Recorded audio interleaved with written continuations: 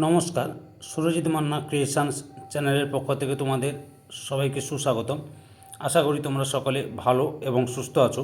আমি তোমাদের জন্য এই ভিডিওটিতে তুলে ধরছি 2026 সালের ক্লাস 9 তথা নবম শ্রেণীর ছাত্রছাত্রীদের জন্য রায় ও মার্টিন প্রশ্নবিচিত্রা থেকে ফার্স্ট ইউনিট টেস্ট তথা প্রথম পর্যায়ক্রমিক মূল্যায়নের জন্য ভূগোলের 5 নম্বর মডেল স্কুলের প্রশ্নপত্রের সেটটির সম্পূর্ণ সমাধান করছি। তার আগে তোমাদের কাছে অনুরোধ, তোমরা ভিডিওটি না টেনে পুরোটা দেখো। ভিডিওটি কেমন লাগলো কমেন্ট করে জানিও।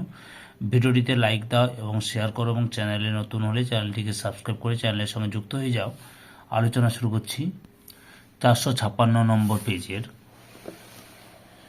5 নম্বর model school Dubrajpur girls high school HS এই স্কুলের প্রশ্নপত্রের সেটটি লক্ষ্য করো। একের দাগে সঠিক উত্তরটি নির্বাচন করে লেখক। প্রথমে রয়েছে সৌরজগতের শীতলতম গ্রহ হল অপশান বিতে ইউরেনাস।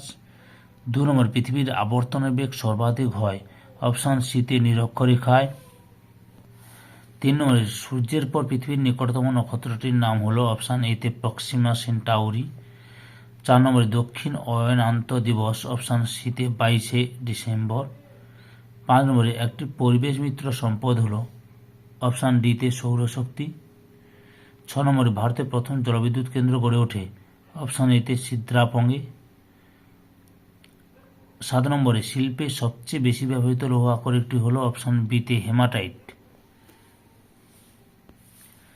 2 এতে বাক্যটি শুদ্ধ হলে পাঁচশো এবং অশুদ্ধ হলে অলেখ যে কোনো তিনটি। প্রথমে রয়েছে প্লুটো একটি বামন গ্রহ, শুদ্ধ। 2 নম্বরে কোরিওলিস বলের প্রভাব মেরু অঞ্চলে সবচেয়ে বেশি, শুদ্ধ। 3 নম্বর বিদ্যালয় বা পাঠাগার হল এক প্রকার সামাজিক সম্পদ, শুদ্ধ।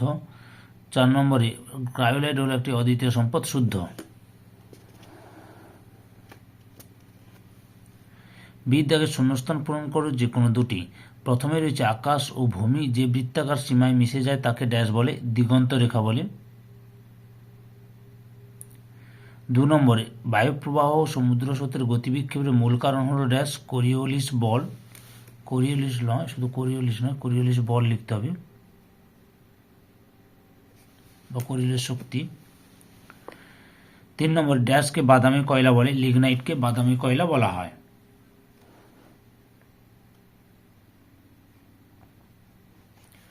শীত দাগে একটি বা দুটি শব্দে উত্তর দাও যে কোনো তিনটি। প্রথমে রয়েছে পেট্রোরসায়ন শিল্পের প্রধান কাঁচামাল কি, খনিজ তেল। 2 নম্বর সাদা সোনা কাকে বলে, তুলোকে।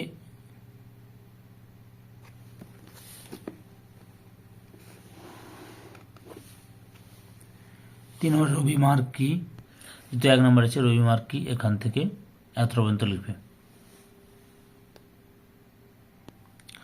4 নম্বর ভারতের প্রথম মহাকাশচারীর নাম কি, উত্তরটি রাকেশ শর্মা। তারপরে 3 দাগে নিচের প্রশ্নগুলি উত্তর দাও, বিকল্প প্রশ্নগুলি লক্ষণীয়। প্রথমে রয়েছে জিওট কি, উত্তরটি লক্ষ্য করো, এখান থেকে শুরু করে এতটা পর্যন্ত লিখবে। অথবা রয়েছে নিহারিকা কি, উত্তরটি লক্ষ্য করো, এখান থেকে শুরু করবে, এতটা পর্যন্ত লিখবে। 2 দাগে সুমেরু প্রবাহ ও কুমেরু প্রবাহ কি, প্রথমে অরোরা বোরিয়ালিস লক্ষ্য করো বা সুমেরু প্রবাহ কাকে বলে, এখান থেকে শুরু করবে, এতটা পর্যন্ত লিখবে। তারপরে রয়েছে অরোরা অস্ট্রালিস, এখান থেকে শুরু করো, এতটা পর্যন্ত লিখবে। অথবা রয়েছে কোরিওলিস বল কি, উত্তরটি লক্ষ্য করে, এখান থেকে শুরু করবে, পরপর দেখে নাও।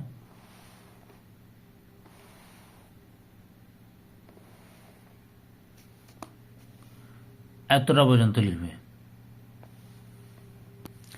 পরের প্রশ্ন 3 নম্বর নিরপেক্ষ উপাদান কাকে বলে, উত্তরটি লক্ষ্য করো, এখান থেকে শুরু করবে,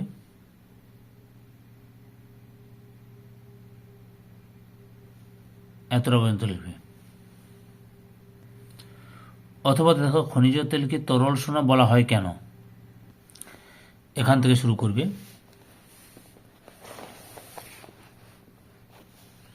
এতটা পর্যন্ত লিখবে। চারের দাগে নিচের প্রশ্নগুলি উত্তর দাও। বিকল্প প্রশ্নগুলি লক্ষণীয়। প্রথমে রয়েছে অপসুর ও অনুসুর অবস্থান বলতে কী বোঝো? উত্তরটি দেখো, এখান থেকে শুরু করবে।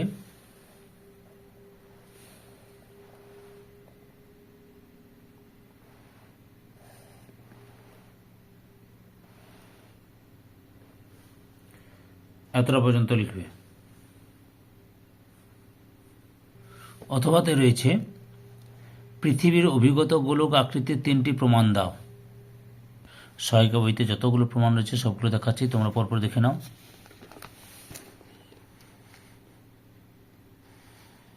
প্রথমে রয়েছে পৃথিবীর নিরক্ষীয় ও মেরু ব্যাস। 2 নম্বরে কোনো বস্তুর ওজনের পার্থক্য। 3 নম্বর পৃথিবীর আবর্তন গতি। 4 নম্বরে নক্ষত্রের উন্নতিকোণের পার্থক্য। 5 নম্বরে ঘড়ির সময়ের পার্থক্য। 6 নম্বরে পৃথিবীর বৃত্তচাপের দৈর্ঘ্যের পার্থক্য। 7 নম্বরে কৃত্রিম উপগ্রহের প্রদক্ষিণ। এতটা পর্যন্ত রয়েছে। পরের প্রশ্ন রয়েছে 2 দাগে জলবিষুব ও মহাবিষুবের মধ্যে পার্থক্য লেখো। এখান থেকে শুরু করো। এতটা পর্যন্ত এই 3টি পার্থক্য দেখালাম, বুঝতে পেরেছ? এই 3টি পার্থক্য লক্ষ্য করো। অথবাতে রয়েছে পৃথিবীর গোলাকার আকৃতি সম্পর্কিত বেডফোর্ড লেভেলের পরীক্ষাটি লেখো। এখান থেকে শুরু করবে।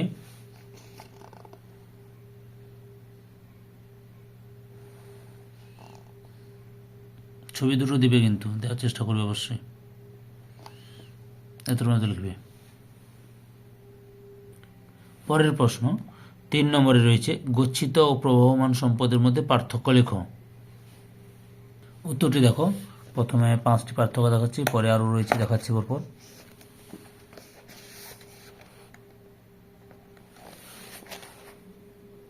মোট 8টি পার্থক্য দেখালাম। অথবাতে রয়েছে সম্পদ সংরক্ষণের পদ্ধতিগুলি আলোচনা করো। দেখে নাও পরপর উত্তরটি আমি দেখাচ্ছি। এখান থেকে শুরু করবে তোমরা।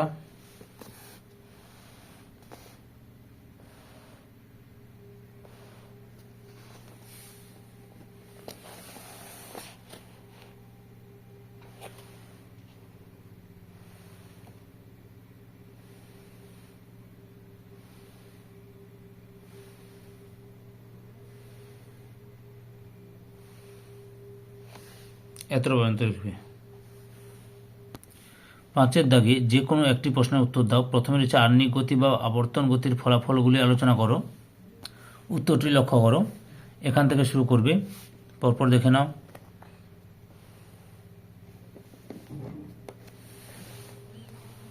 আর ছবিগুলো আঁকার চেষ্টা করবে।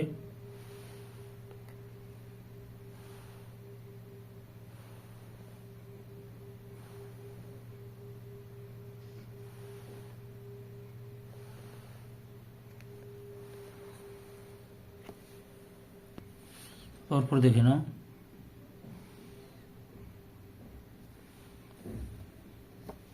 এতটা পর্যন্ত লিখবে। 2-এর দাগে দক্ষিণ ভারতে জলবিদ্যুৎ উৎপাদন উন্নতি লাভ করেছে কেন? উত্তরটি লক্ষ্য করো। এখান থেকে শুরু করবে।